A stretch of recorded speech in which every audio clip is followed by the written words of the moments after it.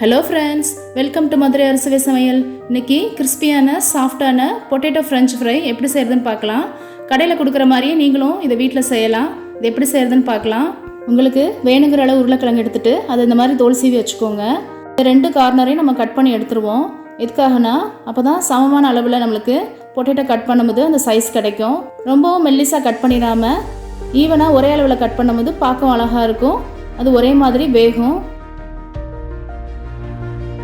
இந்த மாதிரி கட் பண்ணி எடுத்து வச்சுக்கோங்க. கொஞ்சம் தடிமனாக, ரொம்ப மெல்லிஸாக கட் பண்ணிட்டீங்கன்னா சாஃப்டாக வராது.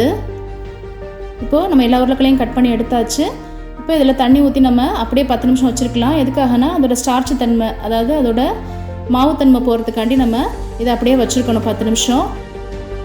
10 நிமிஷம் கழித்து நம்ம உருளைக்கிழங்கு நல்லா அலசிட்டு தனியாக தட்டில் எடுத்து வச்சிடலாம். இப்போ தண்ணியில் அந்த உருளைக்கிழங்கோட மாவு தன்மை ஃபுல்லாக இறங்கியிருக்கு பாருங்கள். நம்ம கையில் எடுக்கும் போதே அந்த வித்தியாசம் தெரியும். அடுத்ததாக நம்ம உருளைக்கிழங்கு ஹாட் வாட்டரில் ஒரு 5 நிமிஷம் வச்சுருக்க போகிறோம். தண்ணி ரொம்ப கொதிக்க இருக்குன்னு தேவையில்லை. தேவையான உப்பு போட்டுக்கோங்க. இப்போ இந்த உருளைக்கிழங்கு ஃபுல்லாக அதில் போட்டுட்டு ஒரு 5 நிமிஷம் அப்படியே வச்சுருங்க. இது எதுக்காகனா உருளைக்கிழங்கு கொஞ்சம் உள்ளே நல்லா வெந்திருக்கும். 5 நிமிஷம் கழித்து ஒரு பேப்பர் டவலில் நம்ம ஈரம் போக உலர்த்தி எடுத்துக்கலாம். இல்லை ஒரு காட்டன் துணியில் நீங்கள் தண்ணியை ஃபுல்லாக நல்லா ஒத்தி எடுத்துருங்க. ஈரம் போக நல்லா தொடச்சி எடுத்துடலாம்.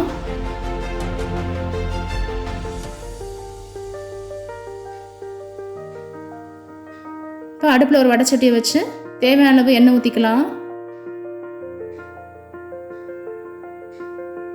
உருளைக்கிழங்கு மொத்தமாக அப்படியே போட்டுறாமல் நம்ம ஒவ்வொன்றா, அதாவது கொஞ்சமாக ஃபஸ்ட்டு ஒரு பேட்ச் வந்து நம்ம பொரிச்சு எடுத்துக்கலாம்.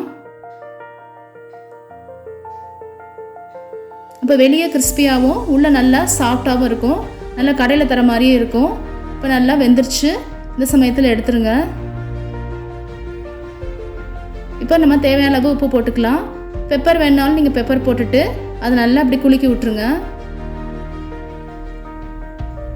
அவ்வளோதான், கடையில் தர மாதிரியே பொட்டேட்டோ ஃப்ரெஞ்ச் ஃப்ரை ரெடி ஆயிடுச்சு. ஃப்ரெண்ட்ஸ், இந்த வீடியோ பிடிச்சிருந்தா லைக் பண்ணி, ஷேர் பண்ணி, கமெண்ட் பண்ணுங்கள். மறக்காமல் சப்ஸ்கிரைப் பண்ணுங்கள். பக்கத்தில் இருக்க பெல் ஐக்கானை கிளிக் பண்ணுங்கள். அப்போ தான் அடுத்து நான் போடுற வீடியோ உங்களுக்கு ரீச் ஆகும். Thank you viewers.